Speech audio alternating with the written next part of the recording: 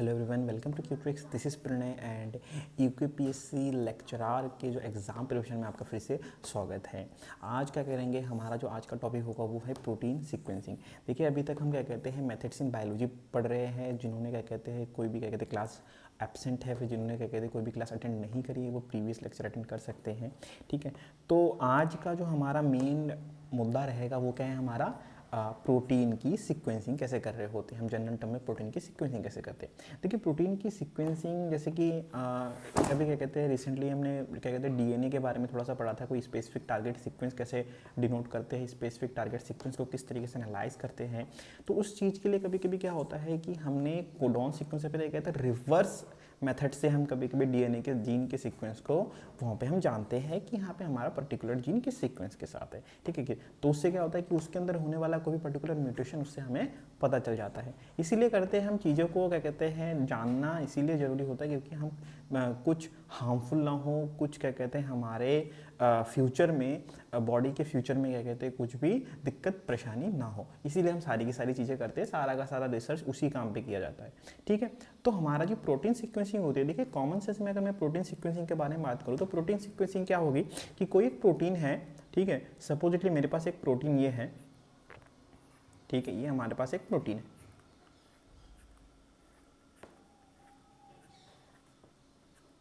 अब इस साइड एक हमारे पास एन टर्मिनल होगा, एक हमारे पास सी टर्मिनल होगा, सबको पता है। ठीक है, सपोज करते हैं कि यहाँ पे मैंने बता दिया F M Y F L I R और क्या कहते हैं यहाँ पे मैंने बता दिया एन। आपको पता है ना एंजाइम्स को किस तरीके से डिनोट करते हैं, जनरल टर्म में डिनोट कैसे करा जाता है, F for phenylalanine, M for methionine. तो आई गेस आप सबको पता होगा। ठीक है, अगर नहीं पता है तो कमेंट में पूछ देना, मैं नेक्स्ट क्लास में उसको कवर कर लूँगा। ओके, तो अभी क्या कहते हैं जनरल टर्म में क्या कहते हैं जैसे ये एक सीक्वेंस होगी प्रोटीन की, हमने ये है। अब पहले तो मुझे पता नहीं था, अब मैंने तो ये आपको क्या कहते हैं लिख दिया कि F M Y F L I जो भी हमारे पास सीक्वेंसिंग है, अमाइनो एसिड की अलग अलग सीक्वेंसिंग है। तो इस चीज़ को जानने के लिए हमारे पास सपोज क्या कहते हैं हमें एक प्रोटीन मिला कुछ इस तरीके से। पहला हमारा ग्रुप कुछ ऐसा था। ठीक है, तो इस चीज़ को समझने के लिए कि इसके अंदर कौन सी अमाइनो एसिड कब अटैच है, कौन से पोजीशन पे अटैच है, इस चीज़ को जानने की प्रोसेस को हम क्या कहते हैं प्रोटीन की सीक्वेंसिंग। आई गेस समझ में आ गया होगा। ठीक है, अब इसके लिए क्या कहते हैं अलग अलग मेथड्स, अलग अलग साइंटिस्ट अलग अलग तरीके यूज़ करते हैं, जिससे क्या होता है कि अब देखिए आपको पता है जो प्रिमिटिव वाला होता है, जो प्रायर वाला होता है, जनरली वो क्या होता है लेस हम बोलेंगे क्या कहते हैं एक्यूरेट होता है, या फिर क्या कहते हैं टाइम कंज्यूमिंग होता है। इवन कभी कभी क्या होता है हमारा कॉस्ट इफेक्टिव होता है, बहुत ज़्यादा क्या कहते हैं हमारा कॉस्ट फ्रेंडली नहीं होता है। तो इन सब चीज़ों को धीरे धीरे क्या करा है ठीक करा जाता है। लेकिन ठीक करने से पहले भी जो सबसे पहला वाला मेथड आता है, फिर सबसे पहला जो आइडिया आता है उसी की सबसे ज़्यादा वैल्यू होती है। हालांकि यूज़ हम लेटर ऑन वाला कर रहे होते हैं, मॉडिफाइड वाला कर रहे होते हैं, लेकिन जो सबसे प्रिमिटिव वाला होता है उसको ही सबसे ज़्यादा वैल्यू दी जाती है, सबसे ज़्यादा रिस्पेक्ट दी जाती है। ठीक है, तो प्रोटीन की सीक्वेंसिंग में भी क्या कहते हैं हमारे पास सबसे प्रिमिटिव वाला जो है कहते हैं एक साइंटिस्ट थे हमारे पास सैंगर, और उनके मेथड को ही सबसे ज़्यादा वैल्यू दी जाती है, सैंगर्स मेथड फॉर प्रोटीन सीक्वेंसिंग। ठीक है, तो सैंगर्स का जो मेथड था वो क्या करता था, ये बहुत ही क्या कहते हैं स्टार्टिंग वाला मेथड था। सैंगर ने बस ऐसे ही क्या कहते हैं अपने आप को वो प्रोटीन सीक्वेंसिंग की फील्ड में लेके, और इसी वजह से इस प्रोटीन सीक्वेंसिंग की वजह से इनको क्या मिला था, he get awarded by Nobel prize. Okay, तो सैंगर ने क्या करा, देखिए सैंगर के मेथड में दो टर्म होते हैं। सबसे पहले क्या होता है कि आपको पता है प्रोटीन के अंदर सल्फर एटम्स होते हैं, सल्फर मॉलिक्यूल होते हैं प्रोटीन के अंदर, जितने भी अमाइनो एसिड होते हैं। अब उन अमाइनो एसिड के अंदर क्या कहते हैं जब सल्फर होते हैं तो सल्फर के बीच में बॉन्ड बन जाता है, और वो बॉन्ड कहते हैं हम इसको डाइसल्फाइड बॉन्ड। इसको क्या बोलते हैं हम, डाइसल्फाइड बॉन्ड। ठीक है, तो प्रोटीन के सीक्वेंसिंग के लिए सबसे ज्यादा इंपॉर्टेंट है कि ये डाइसल्फाइड बॉन्ड ब्रेक डाउन हो। तो सैंगर मेथड का पहला स्टेप ही यही है, क्या, breaking down the disulphide bond. क्या है हमारा, break down of disulphide bond. अब देखिए डाइसल्फाइड बॉन्ड के ब्रेकडाउन को दो तरीके हैं। एक होता है हमारा ऑक्सीडाइज्ड वाला, इसमें हम क्या करते हैं इस एस को, इस सल्फर एटम को चेंज करके क्या करते हैं यहाँ पे ऑक्सीजन से चेंज कर देते हैं, एक होता है रिड्यूसिंग जिसमें हम हाइड्रोजन से चेंज कर देते हैं। ठीक है, तो इन दोनों चीज़ों के लिए अलग अलग क्या कहते हैं हमारा कुछ एंजाइम कैटलिस्ट चाहिए होगा। ठीक है, तो फर्स्ट क्या होता है हमारे पास एक एंजाइम है परफॉर्मिक एसिड, जिसको हम क्या बोलते हैं परफॉर्मिक एसिड। ठीक है, ये क्या करता है हमारा, ये डाइसल्फाइड बॉन्ड है, इसको क्या करता है हमारा ऑक्सीडाइज कर देता है, और जब ऑक्सीडाइज हो जाता है तो हमारे पास डाइसल्फाइड बॉन्ड क्या होता है हमारा खत्म हो जाता है वहां से। ठीक है, वो डाइसल्फाइड बॉन्ड क्या हो जाता है हमारा वहां से टूट जाता है, ब्रेक डाउन हो जाता है। और उसके बाद आता है हमारे पास एक बीटा मरकप्टोएथेनॉल, आपने ये नाम सुना होगा। ठीक है, मरकप्टोएथेनॉल। ठीक है, हालांकि एक और ही होता है डाइनाइट्रोथेट्रॉल, तो उसके बारे में हम नहीं पढ़ते, वो भी क्या कहते हैं रिड्यूसिंग वाला होता है। ठीक है, ये क्या होता है हमारा रिड्यूसिंग, ये क्या करता है इस डाइसल्फाइड बॉन्ड को क्या करता है ये रिड्यूस कर देता है। तो हमारे पास दो मेथड हो गए, दो तरीके हो गए, एक ऑक्सीडाइजिंग वाला एक रिड्यूसिंग वाला, एज पर our choice we can use one of them. Okay, तो जिसको भी हमको चाहिए हमने उससे क्या करा, हमारे सेंगर ने क्या करा मेथड दिया कि हाँ एक ऑक्सीडाइज वाला कर सकते हैं और एक बीटा मरकप्टोएथेनॉल से हम क्या कर सकते हैं रिड्यूस कर सकते हैं, क्योंकि इसके बिना डाइसल्फाइड बॉन्ड ब्रेकडाउन के बिना प्रोटीन क्या होगा, प्रोटीन जनरली क्या होता है आपको पता है primary secondary tertiary quaternary structure में होते हैं, और वो धीरे धीरे स्ट्रक्चर कॉम्प्लेक्स इसीलिए होता है क्योंकि उसके अंदर अलग अलग बॉन्डिंग हो रही होती है, अलग अलग हाइड्रोजन बॉन्डिंग होती है जिससे बीटा शीट अल्फा शीट बनते हैं, उसके बाद फर्दर क्या कहते हैं फोल्डिंग होती है जिससे टर्शरी या फिर क्वाटरनरी स्ट्रक्चर बनते हैं। तो इन सारी चीजों को पहले प्रोटीन को क्या करना है, सबसे पहले उसको प्राइमरी स्ट्रक्चर में लेके आना है। क्या करना है सबसे पहले उसको प्राइमरी स्ट्रक्चर में कन्वर्ट करके लाना है, जो भी कॉम्प्लेक्स फॉर्म होगी उससे क्या करना है उसको रिवर्ट बैक करना है प्राइमरी स्ट्रक्चर में। ठीक है, तो पहला हमारा काम हो गया, और उसके लिए क्या करेंगे जो डाइसल्फाइड बॉन्ड का ब्रेकडाउन होगा वो कैसे होगा हमारा कुछ इस तरीके से हो रहा होगा, हमारे पास तो एसिड है। ठीक है, जब ये चीज कंप्लीट हो जाएगी सेंगर के मेथड की, जब ये फर्स्ट स्टेप कंप्लीट हो जाएगा, ठीक है मैं इसको भी मिटा देता हूं यहां से। ठीक है, समझ में आ रहा होगा आप सबको। ठीक है, अब सेकेंड स्टेप क्या होता है सेंगर के मेथड का, अब है हमारे पास कि हाँ अब सीक्वेंसिंग स्टार्ट कर सकते हैं, जब क्या कहते हैं प्रोटीन हमारा कॉम्प्लेक्स फॉर्म से एक सिंपलर या फिर लीनियर फॉर्म में आ गया है, तो अब हम इसकी क्या कहते हैं सीक्वेंसिंग कर सकते हैं कि कौन सा कहाँ पे प्रेजेंट है। तो क्या करते हैं सेंगर का मेथड में सबसे पहले सेंगर के रीजेंट के बारे में जानते हैं। सेंगर्स रीजेंट क्या कहते हैं सेंगर ने क्या कहते हैं इंट्रोड्यूस कराया था, इसलिए उसका नाम हम क्या कहते हैं सेंगर्स रीजेंट, जिसको क्या बोलते हैं वन फ्लूरो, क्या है वन फ्लूरो, स्पेलिंग मिस्टेक है। ठीक है, 2,4 डाइनाइट्रो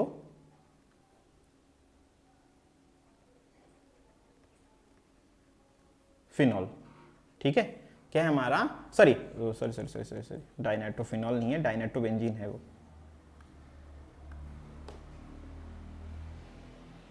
डाइनाइट्रोबेंजीन, इसको क्या बोलते हैं हम FDNB।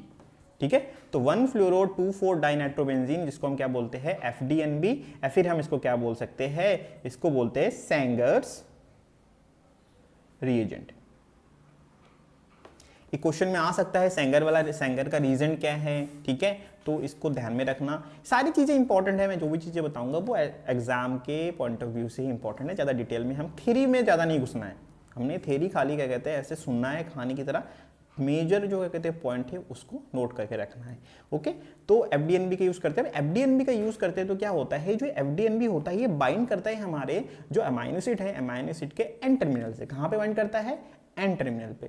ठीक, तो क्या करेगा ये FDNB क्या करेगा, किससे बाइंड होगा एन टर्मिनल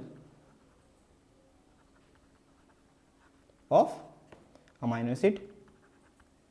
ठीक है, अमाइनो एसिड पे क्या कहते हैं एन टर्मिनल पे बाइंड करेगा, और फिर एक कॉम्प्लेक्स बनाता है जिसको बोलते हैं DNP amino acid complex. DNP amino acid complex मतलब क्या है, ये डाइनाइट्रोफिनाइल कॉम्प्लेक्स। ठीक है, तो ये क्या है डाइनाइट्रोफिनाइल अमाइनो एसिड कॉम्प्लेक्स बनता है, मतलब अमाइनो एसिड पे क्या होता है हमारा डाइनाइट्रोफिनाइल। आपको पता है ना बेंजीन और क्या कहते हैं फिनॉल के अंदर डिफरेंस क्या होता है, थोड़ा सा बता देता हूँ, बहुत पुरानी केमिस्ट्री है ये तो। ठीक है, ऑर्गेनिक केमिस्ट्री अगर किसी ने पढ़ी है BSc में अपने, ठीक है, ये हमारी बेंजीन की रिंग होती है, जब बेंजीन के रिंग पे या फिर उसको क्या कहते हैं हमारा उस पर अल्कोहल अटैच हो जाता है, अल्कोहल OH ग्रुप अटैच हो जाता है, तो इसको बोलते हैं हम फिनॉल। ठीक है, तो इतना सिंपल सा चेंज होता है, थोड़ा सा चला जाता हूँ पीछे पीछे कभी कभी।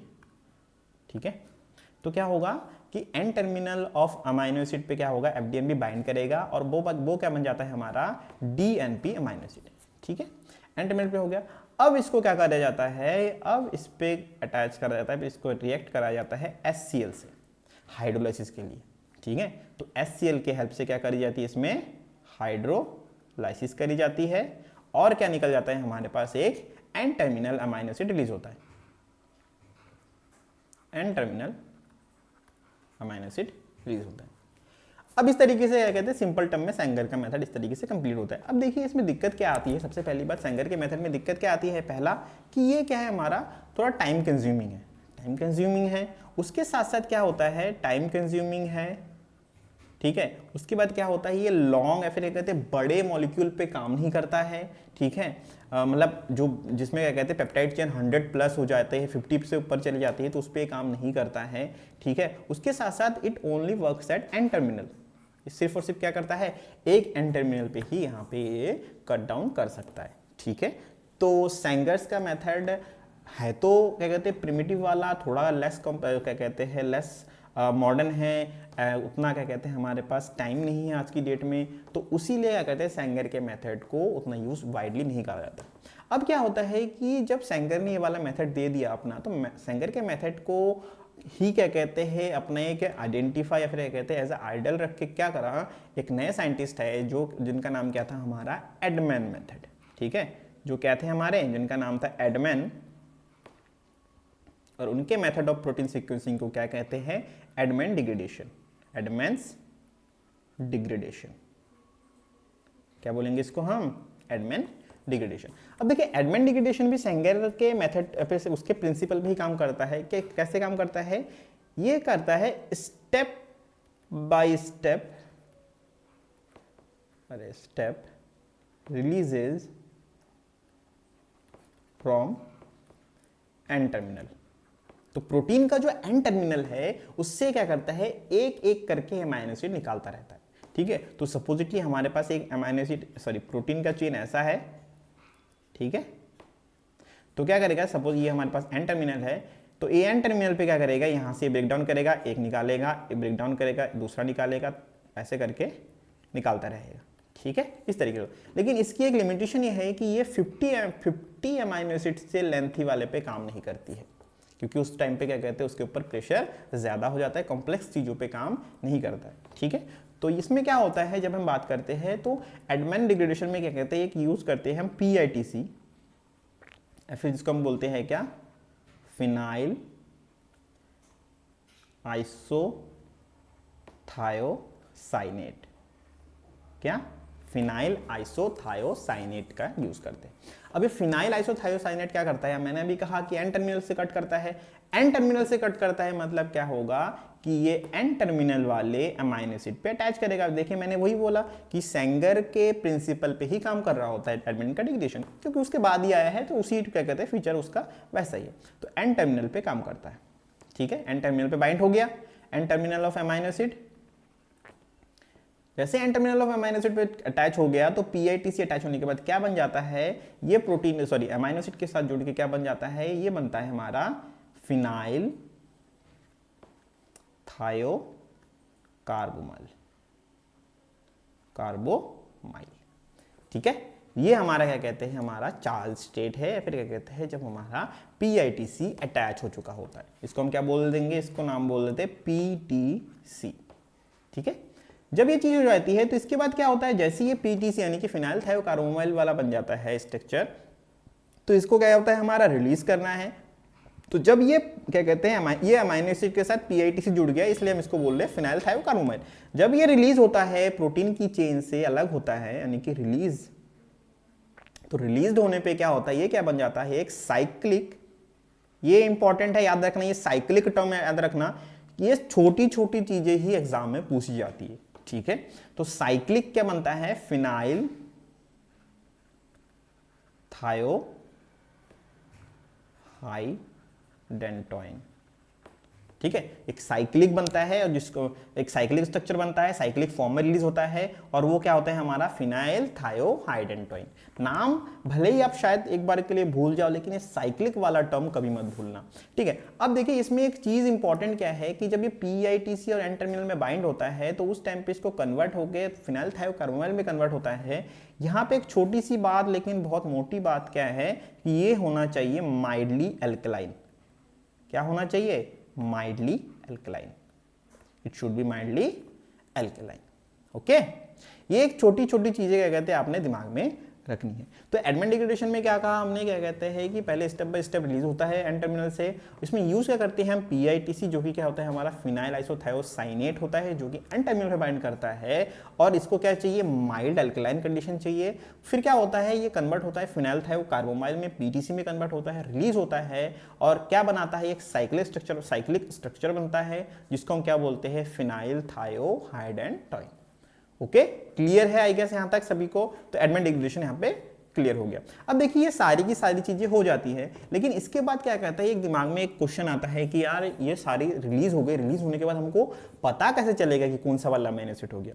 ठीक है, हमको पता कैसे चलेगा? तो पता करने के लिए हम यूज करते हैं क्रोमेटोग्राफी टेक्निक का। किसके यूज करते हैं? क्रोमेटोग्राफी, याद रखना। और वो क्रोमेटोग्राफी भी नॉर्मली क्या कहते हैं, हम पेपर वाला नहीं करते, हम क्या करते हैं, या तो हाई प्रेशर लिक्विड क्रोमेटोग्राफी का यूज करते हैं या फिर हम यूज करते हैं थिन लेयर क्रोमेटोग्राफी का यूज करते हैं। ठीक है, तो ये दो चीजें, दो टेक्निक का यूज करते हैं फॉर आइडेंटिफिकेशन और क्या कहते हैं हम वैलिड करते हैं कि हाँ हमारा अमीनो एसिड ये वाला निकला है। ओके, जब ये चीज हो जाती है, अब देखिए क्या कहते हैं, ये तो हो गया हमारे पास नॉर्मल टर्म में एडमेंट का डिग्रेडेशन वगैरह हो गया। अब क्या कहते हैं, कुछ चीजें आती हैं, बहुत सारे ऐसे प्रोटीन होते हैं, बहुत सारे ऐसे एंजाइम होते हैं जो क्या कहते हैं प्रोटीन के किसी स्पेसिफिक सीक्वेंस पे कट कर रहे होते हैं। ठीक है, तो जैसे एडमेन के लिए मैंने कहा कि एडमेन की लिमिटेशन क्या है, हमारा एडमेन मेथड की लिमिटेशन क्या है, ओनली 50 अमीनो एसिड, 50 पेप्टाइड वाला चेन होगा तभी वो काम कर रहा होगा। उससे बड़ा फिर थोड़ा सा उससे ज़्यादा लार्ज हो जाता है तो क्या कहते हैं चारों तरफ के चार्ज से उसके परफॉर्मेंस पे इफेक्ट आता है। अब इस चीज को क्या कहते हैं इफेक्टिवली काम करने के लिए, क्या कहते हैं इसको बेहतर करने के लिए कि कॉम्प्लेक्स वाले में भी काम हो, तो उसके लिए एक मेथड आता है ESI, electro spray ionisation method. इसको क्या बोलते हैं हम, electro spray ionisation, electro spray. देखिए इसके नाम में ही इसका पूरा का पूरा डेफिनेशन छिपा हुआ है कि इलेक्ट्रिक स्प्रे करते हैं, मतलब इलेक्ट्रिक करंट के इलेक्ट्रिक फील्ड में इसको क्या कहते हैं पुट करते हैं प्रोटीन को, और वो क्या करता है हमारा उसको आयोनाइज कर देता है।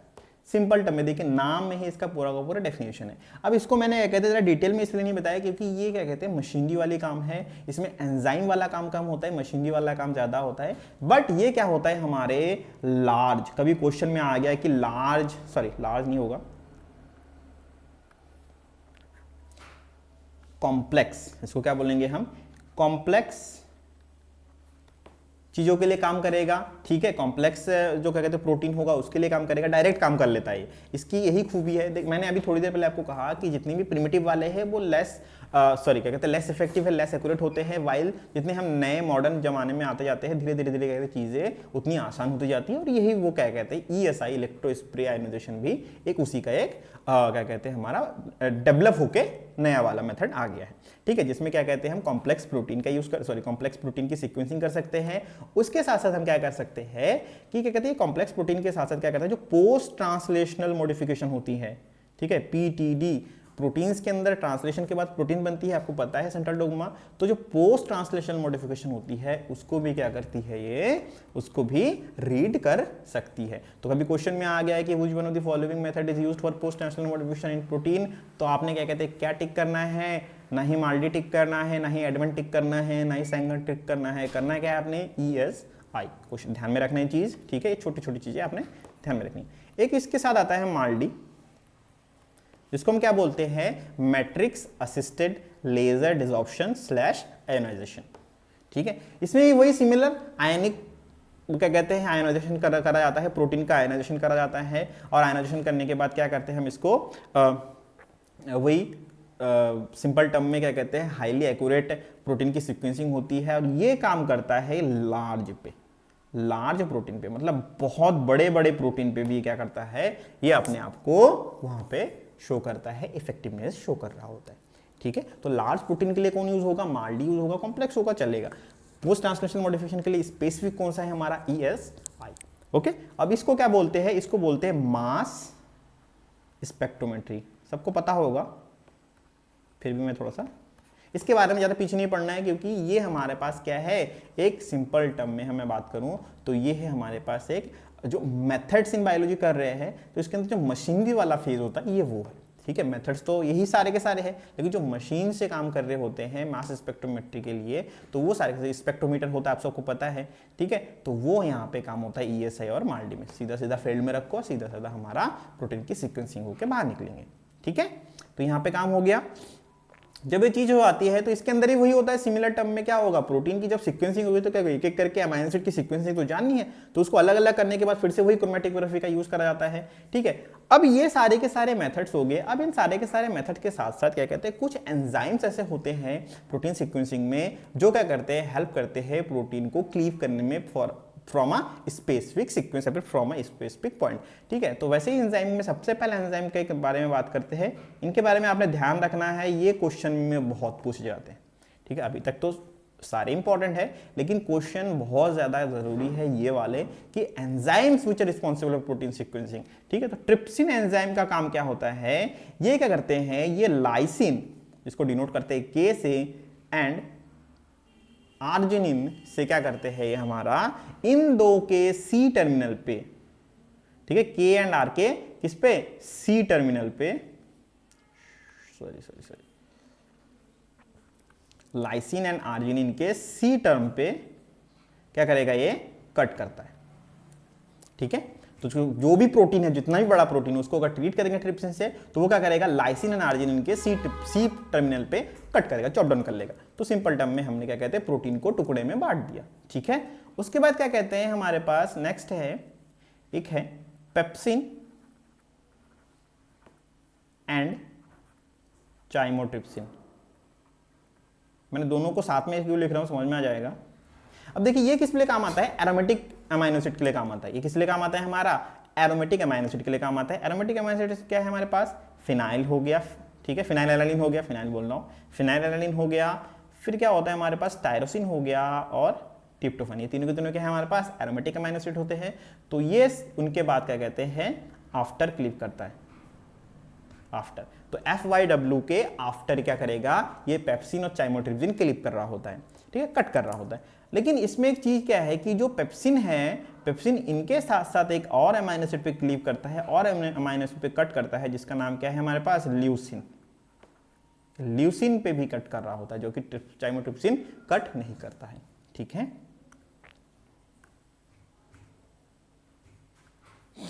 तो यहां पे समझ में आ गया आपको। उसके बाद क्या कहते हैं, हमारे पास एक एंजाइम है CNBR। ठीक है, CNBR क्या करता है, CNBR इकलौता है जो क्या कहते हैं डायरेक्ट मेथोनिन पे कट कर रहा होता है। इसको मैट भी बोल सकते हैं, M से भी डिनोट करते हैं। ठीक है, तो CNBR कहां पे कट करता है, मिथोनिन पे कट कर रहा होता है। तो प्रोटीन में जहां जहां पे मिथोनिन होगी वहां वहां पे क्या करेगा हमारा, जब CNBR से ट्रीट करेंगे CNBR से, ठीक है, तो वो क्या करेगा वहां पे मेथोनिन के पॉइंट पे कट करेगा। ओके, अब इसके साथ एक एंजाइम आते हैं एमिनोपेप्टिडेज।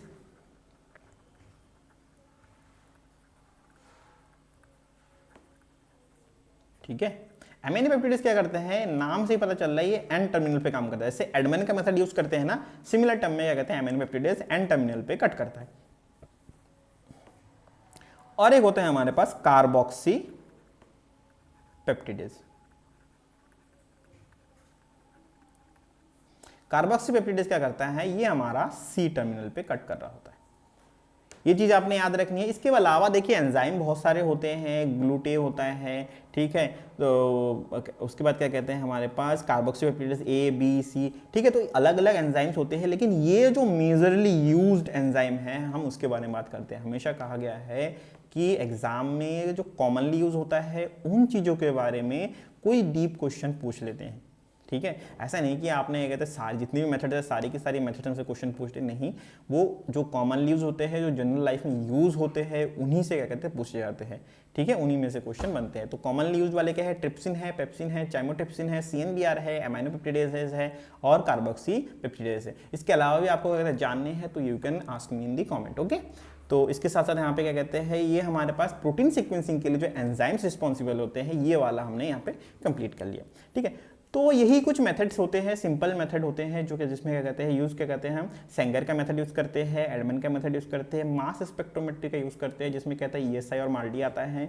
उसके साथ साथ कुछ एंजाइम्स होते हैं, वो हमने क्या कहते हैं यहाँ पे कंप्लीट कर लिए। तो प्रोटीन सीक्वेंसिंग इतनी ही है। वैसे तो देखा जाए तो अगर क्या कहते हैं इसको डिटेल में चलने जाना चाहे तो बहुत ज़्यादा है, लेकिन वो आपके कहते हैं एग्जाम पॉइंट ऑफ व्यू से वो वेस्ट ऑफ टाइम होगा, ठीक है। हाँ, पढ़ने के लिए बहुत ज़्यादा टाइम होता तो फिर उसके पीछे पड़ जाते, लेकिन एग्जाम आने वाले कुछ ही दिनों में तो हम क्या कहते हैं ज़्यादा पीछे नहीं पड़ते हैं। सिंपल टर्म में जितना मोटा मोटा ज़्यादा जानकारी हो सके उतना ज़्यादा जानकारी अपने पास रखते हैं, ओके। तो इसी के साथ ये वाली क्लास यहाँ पे कंप्लीट करते हैं। आई होप आपको अच्छी लगी होगी, ठीक है।